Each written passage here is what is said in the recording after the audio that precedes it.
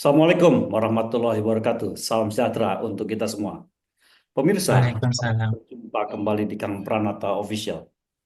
Kami hadir bersama-sama dengan pemirsa dan narasumber kita untuk membahas isu-isu penting tentang guru, pengawas, dan kepala sekolah. Channel ini dibuat untuk mendengarkan informasi, inspirasi, dan aspirasi dari para guru, kepala sekolah, pengawas, praktisi pendidikan, dan pengambil kebijakan agar Indonesia menjadi kuat karena gurunya hebat. Hadir bersama saya hari ini adalah salah satu guru garis depan yang kita sebut dengan GGD yang dikirim pada tahun 2018 ke daerah Papua Pegunungan, tepatnya di SMP Negeri Erigi, Kabupaten Yalimo, Provinsi Papua Pegunungan. Beliau adalah Bapak Ardiansyah, SPD, GR, MPD. Jangan lupa subscribe, like, dan bunyikan tanda lonceng agar pemirsa dapat video lain dari Kang Pranata Official sehingga kita bisa tetap bersilaturahmi dalam frekuensi yang sama. Guru hebat, Indonesia kuat. Kita sapa beliau, Pak Ardi, apa kabar? Alhamdulillah Pak, Iya, sehat. Alhamdulillah. sehat ya. Alhamdulillah Pak. Guru garis depan ini, yaitu guru Ya yang Pak. mengajar di daerah terpencil, terluar, terdepan, dan ter lainnya ya. Pemirsa, sebelum kita mendengarkan cerita dari Pak Ardiansah, mari kita simak dulu video berikut ini. Kami anak-anak Yalimo Papua Pegunungan sangat berterima kasih atas kehadiranmu di lingkungan kami yang sangat terpencil, wahai ibu bapak guru tercinta, sehingga kami dapat menimba ilmu dari uluran tanganmu. Hanya sayur mayur, beserta buah-buahan, juga kayu bakar yang bisa kami persembahkan untukmu. Bukan pengganti ilmu yang telah kau curahkan, tetapi sebagai tanda kasih sayang kami kepadamu. Terpujilah engkau wahai ibu bapak guru. Namamu akan selalu hidup dalam sanubariku. Semua baktimu akan kuukir di dalam hatiku sebagai prasasti terima kasihku untuk pengabdianmu di tanah Papua Pegunungan. Engkau adalah orang yang mulia, wahai ibu bapak guru. Kami ingin menjadi karyamu seperti saudara-saudara kami yang lain, yaitu menjadi manusia yang berilmu dan berpengetahuan. Atas pengabdianmu, wahai ibu bapak guru, kami pasti bisa. Engkau sebagai pelita dalam kegelapan, engkau laksana embun penyejuk dalam kehausan, engkau patriot pahlawan bangsa, pembangun insan cendekia.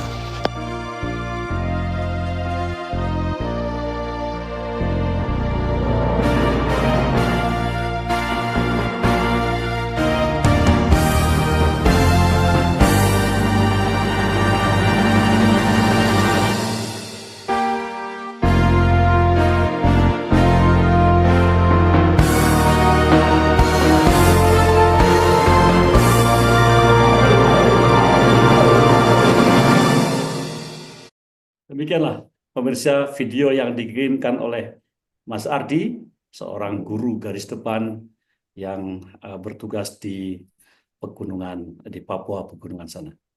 Mas Ardi, kalau Ya kita Pak. lihat video tadi, rasanya pikiran saya ini jauh mengawang-awang ke daerah yang sangat jauh, nun jauh di sana, di pedalaman yang kita kenal sebagai daerah terpencil, terdepan, eh, jauh sana.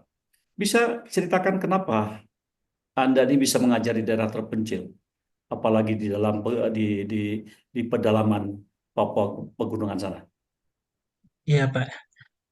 Awalnya sih Pak, waktu tertarik ini berawal dari program yang saya ikuti setelah tamat kuliah sekitar tahun 2013. Ada program pemerintah, Ya, namanya itu ya. SM3T. SM3T. Ya Pak.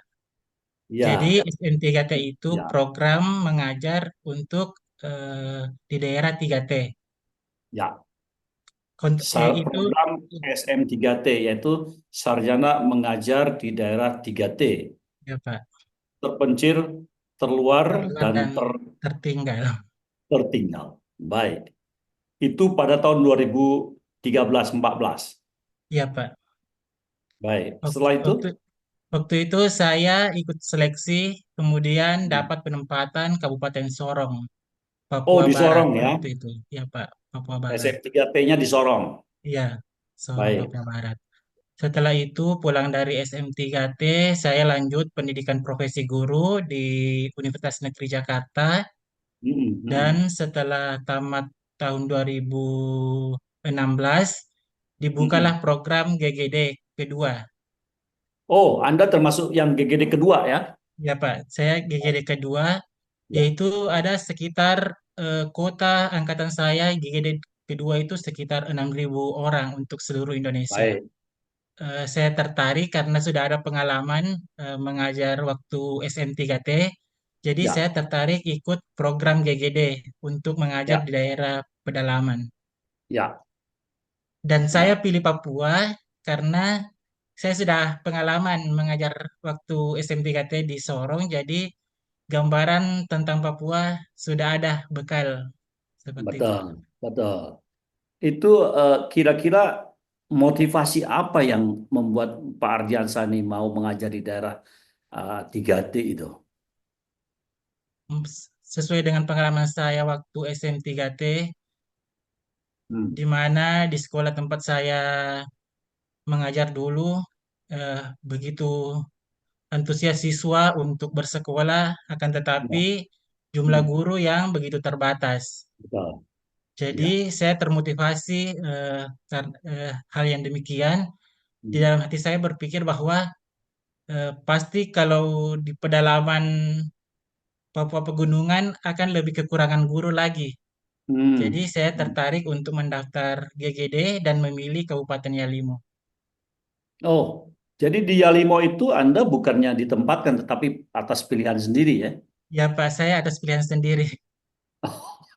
Berapa orang itu yang datang ketika itu? Angkatan saya itu ada sekitar 22 orang, 22 akan orang. 22 orang. Hmm. Ada beberapa orang yang pilih sendiri Kabupaten Yalimo dan ada yang memang ditempatkan di Kabupaten Yalimo. Oh, itu atas dasar kebutuhan Bupati Yalimo ketika itu ya. Iya Pak. Dan ketika itu Yalimo itu belum masuk ke Papua Pegunungan ya. Ya Provinsinya masih masih Papua kan? ya masih masuk Provinsi Ya, Papua. ya. Saya sendiri pernah ke mana daerah tadi apa namanya? Lanijaya Pak. Saya pernah ke Lanijaya dan bertemu juga dengan guru-guru garis depan di sana, angkatan pertama. Baik. Sekarang jadi Pak Ardiansani udah berapa lama ngerja di Papua Pegunungan ini? Sekitar 7 tahun, hampir 8 tahun. 8 tahun. Iya Jadi sekitar. sekarang golongan sudah hampir 3C ya? Iya Pak, kemarin karena terkendala dari uji kompetensi, makanya Ah. terkendala ketiga C. Oh, jadi sekarang masih 3B. Iya Pak, Oh, jadi masih. untuk naik naik tingkat sekarang ada uji kompetensi ya. Baik. Nah, nanti ini jadi dibahas nih bagaimana meningkatkan kompetensinya. Tapi bisa nggak ceritakan gimana sih perjalanan dari kampung di Makassar? Anda kan orang Makassar ya, Iya Pak, betul.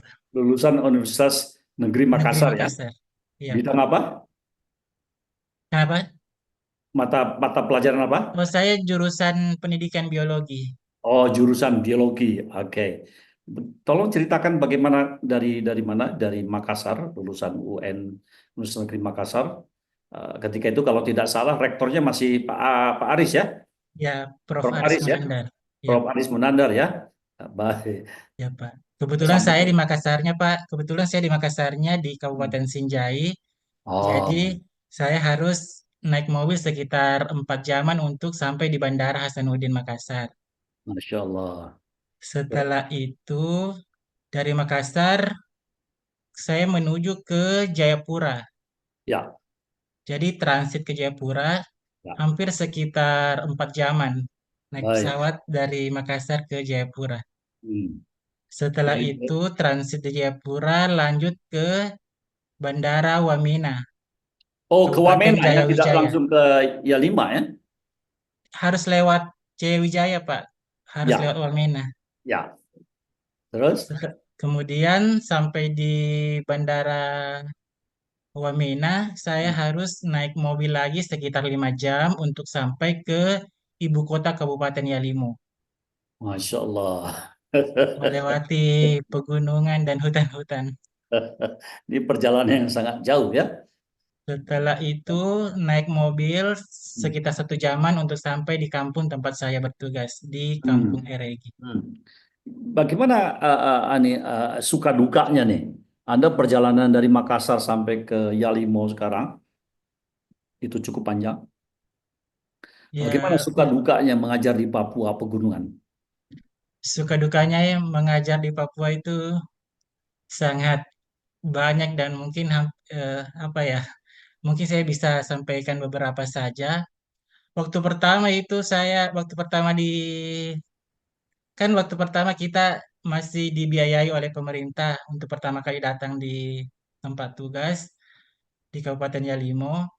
Dan pada saat itu pertama kali ditempatkan di sana saya ditugaskan namanya Sekolah SMP Negeri Arema.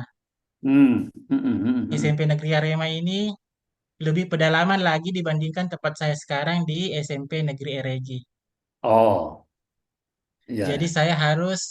waktu pertama-pertama saya harus naik mobil sekitar 2 jam, kemudian jalan kaki lagi 2 jam untuk Masya sampai Allah. di sekolah SMP Negeri Arema. Iya, iya, iya. Terus? Ya, kemudian karena di Kampung Eregi ini dibuka sekolah baru, kemudian tidak ada penanggung jawabnya, Hmm. maka dari dinas saya dipilih sebagai penanggung jawab di Hmm. sekolah SMP Negeri Eregi, tempat saya bertugas sekarang. Hmm. Hmm. Hmm. Kemudian untuk eh, apa istilahnya dukungan masyarakat di tempat tugas itu sangat luar biasa. Seperti tadi video yang ditampilkan di awal tadi. Iya, Jadi iya. ada budaya unik yang dimiliki oleh Kampung Eregi di tempat saya bertugas itu bahwasanya sudah menjadi budaya masyarakat situ bahwa guru-guru yang datang mengajar di kampung itu sebagai tanggung jawab masyarakat itu memberikan hasil panen, hasil buminya kepada guru-guru. Hasil buminya, Ya Pak, sayur mayur ya, sayur mayur, ubi-ubian, kayu buah-buahan itu bakar. ya. Jadi bukan Jadi cuma Pak, tanggung jawab siswa, tetapi orang tuanya kadang langsung bawa sendiri ke rumah guru sebagai Masya Allah, bentuk Pak Diansyah dukungannya. bisa buka pasar nih. Sebagai bentuk dukungan masyarakat kepada guru-guru yang Ya. rela mengabdi di Hmm. kampung mereka seperti itu. Hmm. Hmm. Jadi ini apa namanya respon orang tua ya, respon masyarakat ya. Iya Pak, respon Bagaimana masyarakat. dengan Pak Pak Ardiansyah dengan kondisi sekolah? Kalau untuk kondisi sekolah, kebetulan karena tempat saya mengajar ini SMP Negeri Regi baru dibuka sekitar tahun 2019 kalau tidak salah. Hmm. Jadi Hmm. saya masih siswa-siswa masih menumpang di gedung SD. Selama berapa tahun menumpangnya itu? Tahun kemarin sudah ada bantuan untuk bangun 2 rombel, akan Hmm. tetapi sekarang masih belum difungsikan karena fasilitas seperti bangku belum ada. Oh, jadi sampai sekarang masih numpang di SD Ya, ya? ya untuk sekarang masih numpang Masih menunggu numpang di SD. Nah, menunggu bangku-bangku dari itu gedung yang baru dibangun berapa belum. jumlah siswa di sana, Pak, Pak Ardiansyah? Kalau untuk SMP itu hampir sekitar 70-an. Tapi kan kelasnya ada kelas 1, 2, 3 ya. Ya, 1, 2, 3. 1, 3. Tapi ruangannya baru ada 2. Ya Pak, baru ada Jadi 2. itu masih menumpang di apa namanya Iya, sebagian siswa di, masih ini menumpang di di SD ya. Berapa Pulau. orang guru, Pak, yang ngajar di sekolah itu? Yang gurunya ini yang sangat kurang, mungkin hampir di setiap pedalaman Papua itu Nah, kekurangan guru. Jadi nah. kalau di SMP Negeri Eregi itu gurunya ada sekitar 5 orang. Hmm, 5 orang untuk 70 ya. Jadi 5 orang, kemudian guru PNS ada 3 orang, saya, Hmm, kemudian kepala sekolah, hmm, kemudian ada bendahara sekolah teman saya, kemudian hmm, ada guru sukarela dua hmm. orang. Jadi sebenarnya 170 banding 3 ya. Iya, Masya Allah. Ini, jadi ini, kita ini, harus mengajar hampir semua mapel ini.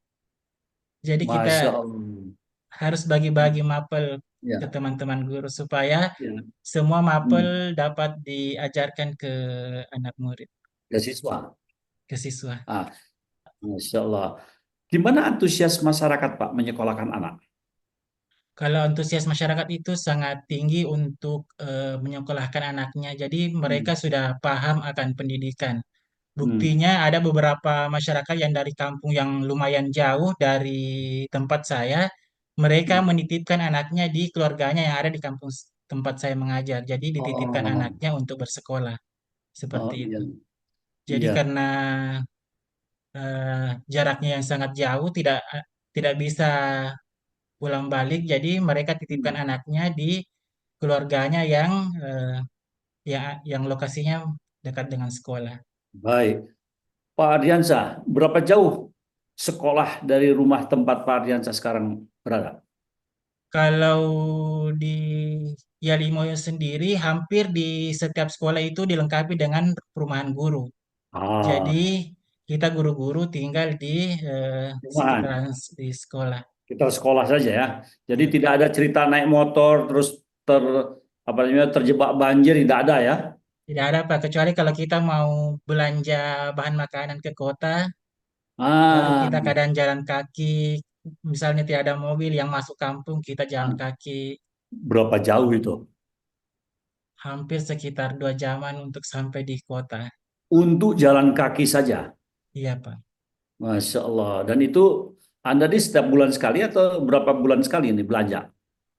Jadi biasanya kita 1 bulan sekali untuk stok bahan makanan. Hmm, Akan hmm. tetapi misalnya kalau ada masyarakat yang ke kota, kadang kita titip bahan makanan Ah. yang kurang untuk di, Dan mereka bersedia ya. ya, Pak, masyarakat ini.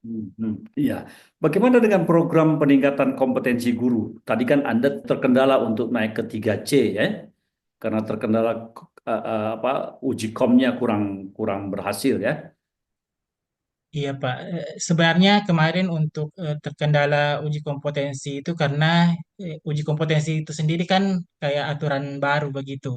Hmm. Kemudian kami di Papua masih istilahnya menyesuaikan.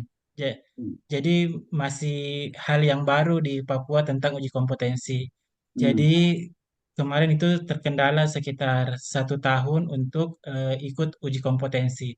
Alhamdulillah kemarin sekitar bulan 11 tahun lalu Hmm. sudah ada difasilitasi oleh Balai Guru Penggerak Papua untuk Hmm. guru-guru mengikuti uji kompetensi.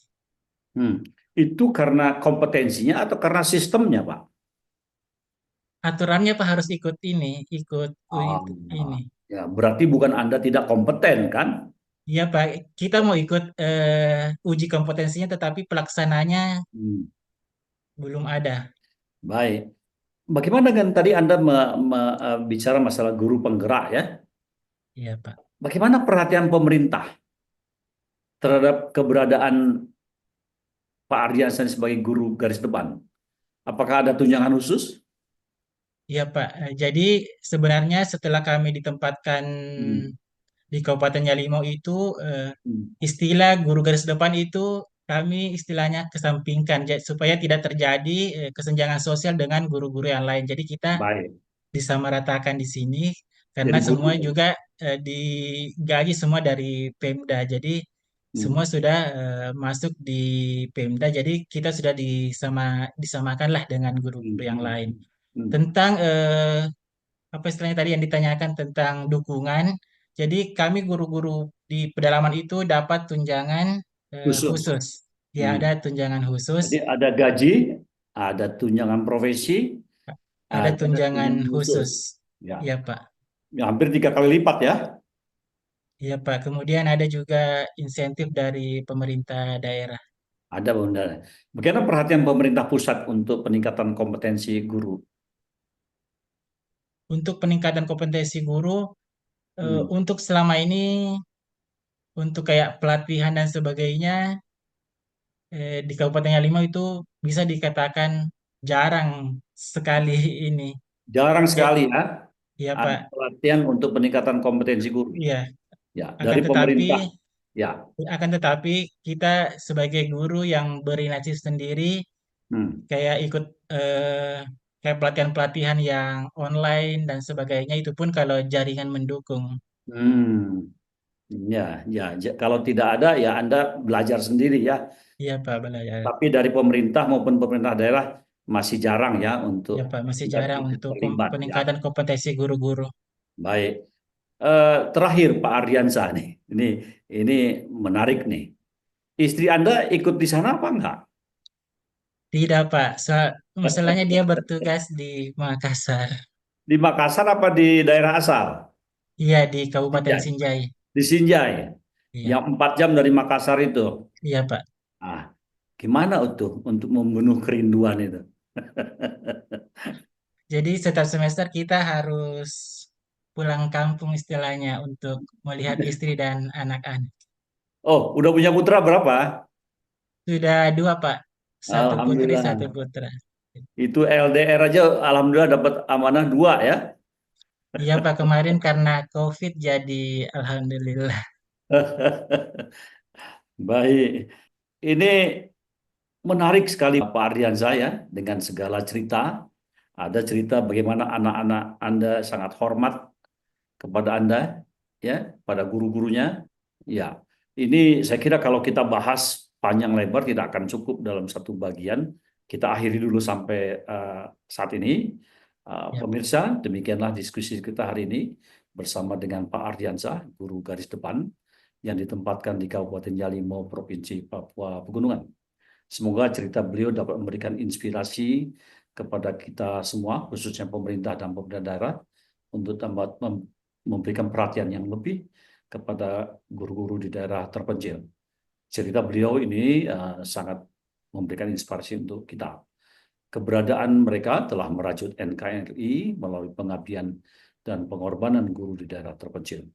Anak-anak didik kita di daerah pedalaman juga harus merasakan pendidikan yang sama dengan daerah lainnya agar pembangunan lebih merata melalui pendidikan.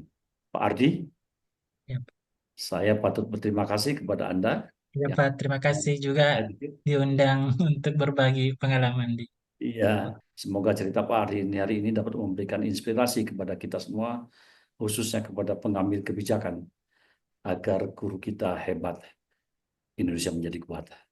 Kami akan kembali dalam acara Kang Prana Official dengan informasi, inspirasi, dan aspirasi yang berbeda yang akan menghadirkan berbagai narasumber.